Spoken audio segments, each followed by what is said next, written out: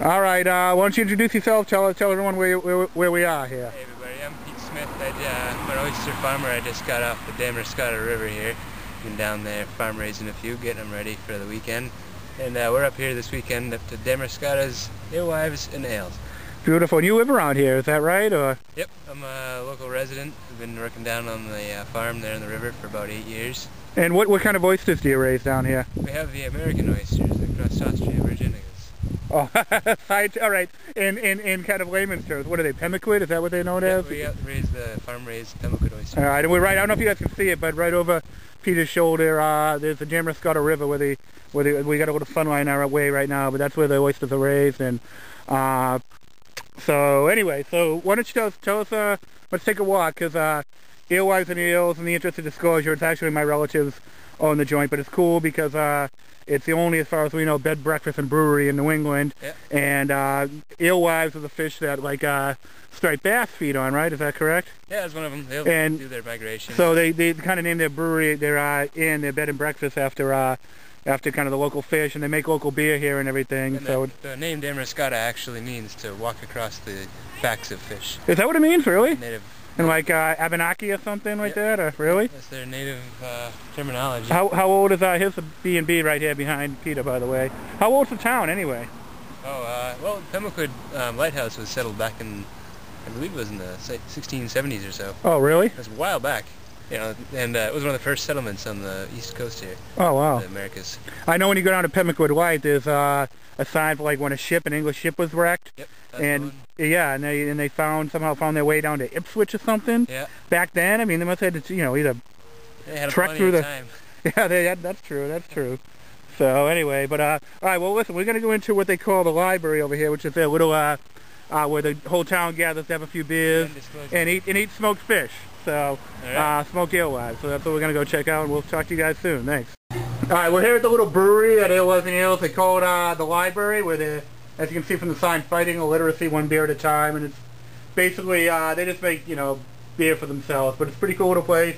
And they also make smoked fish in the beer hall here, and we're gonna go check them out. That's smoked herring or smoked mackerel or something, but we got the maintenance man, Ray the maintenance man, here to tell us a little bit about what's going on here. What are these, Ray? These are alewives, and these are native to Damerscotta, and they come up from the ocean. They travel up the Damerscotta River. They go into the cove, and then they actually go up a fish ladder to the Damerscotta Lake where they spawn. And I'm not sure if they die or they come back, but we'll figure that out. All right. Well, obviously this one died. Fish. Yeah. And how do you? No, these died because I made it die. So what do you do here? What are these? What we do is you brine them first. Yeah. You put them in a salt brine. Yeah. And let them. Then you dry them for 24 hours in the brine. Take them out. Let them dry for about 7 or 8 hours. And you smoke them with either an apple wood, a cherry, or whatever. Yeah. And then you serve them with maybe a good alcoholic beverage, maybe a beer. Okay.